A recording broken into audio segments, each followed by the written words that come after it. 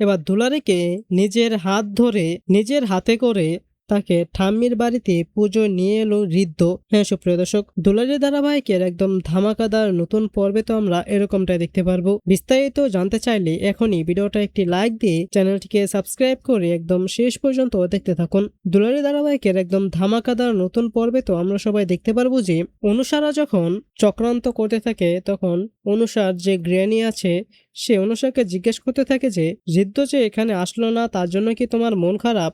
আর তখন অনুষা বলে যে তার জন্য তো মন খারাপ ঠিকই, কিন্তু তার থেকে বেশি আমি চাই দুলারির জন্য পুজোর আগে এই বাড়ি থেকে সরে যায়, ওকে যে করেই হোক এই বাড়ি থেকে সরাতেই হবে। আর তখন জ্ঞানী বলে যে ওইটা নিয়ে তুমি চিন্তা করো না, দুলারির তো এই বাড়ি থেকে যাওয়ার সমস্ত বন্দোবস্ত হয়ে গিয়েছে, আমি সবকিছু করে রেখে এসেছি।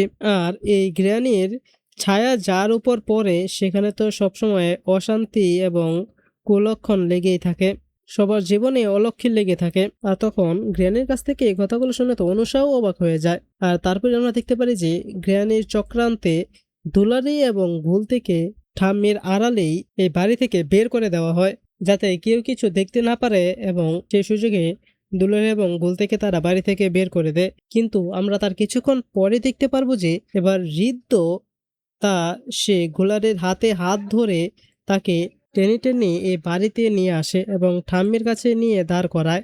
আর তাদের দুজনকে তো দেখতে অনেক বেশি সুন্দর লাগছিল। আর তখন দুলারি এবং ঋদ্ধকে এভাবে হাতে হাত ধরে হাঁটতে দেখে তো রেগে জ্বলতে থাকে অনুষা।